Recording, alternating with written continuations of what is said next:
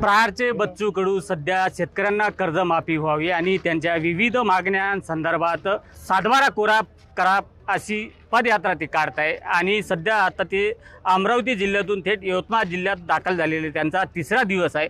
भाऊ, आज तुम्ही यवतमाळ हा शेतकरी आत्महत्याग्रस्त जिल्हा आहे आणि या आत्महत्याग्रस्त जिल्ह्यात तुम्ही शेतकऱ्यांना कर्जमाफी व्हावी यासाठी तुम्ही पदयात्रा काढताय। काय अनुभव आहे तुमचा यवतमाळ जिल्ह्यात तुम्ही आल्यानंतर? तुम्हाला शेतकऱ्यांचा काय पाठिंबा मिळतो? खरं तर चौथा दिवस आहे आणि 2 जिल्हे ओलांडून आता यवतमाळात आम्ही दुसऱ्या दिवसात येत आहोत।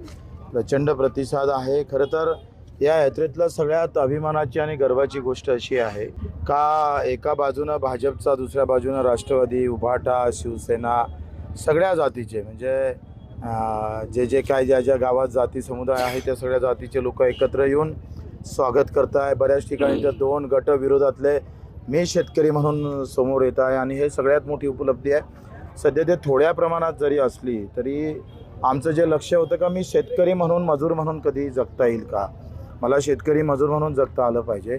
जसं मी राष्ट्रवादीचा शेतकरी झाला, शिवसेनेचा, भाजपचा, प्रहारचा, बंजारा शेतकरी वेगळा, पाटील शेतकरी वेगळा, धनगर शेतकरी वेगळा, विविध जातीचे शेतकरी वेगवेगळे करून राजकारणी लोकांना या शेतकऱ्यात मोठी फूट पाडली होती। खरं तर आमचा मूळ उद्देशच तो आहे का मी शेतकरी म्हणून जगता आलं पाहिजे, मी शेतकरी म्हणून लढता आलं पाहिजे। मत कोणाला मारा, कुठल्याही जाती धर्मात राहा, पण मी शेवट शेतकरी आहे असं म्हणून जगता येईल काय, आणि त्या उद्देशाला आम्हाला बरीच यश भेटत आहे आणि त्याचा आनंद आहे।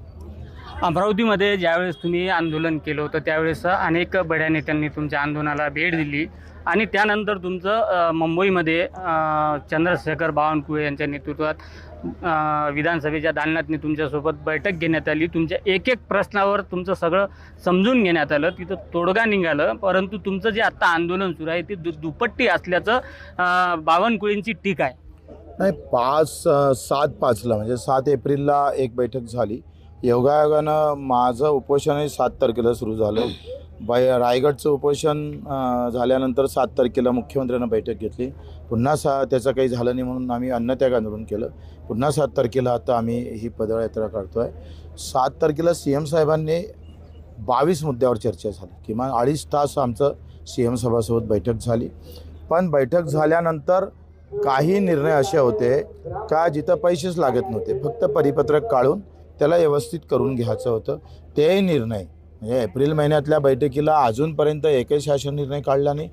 उलट मुख्यमंत्र्यांनी चांगली भूमिका घेतली होती का याच्यावर लगेच निर्देश दिले, लगेच निर्णय झाले पाहिजे, पण प्रशासन त्यांचं ऐकत नाही।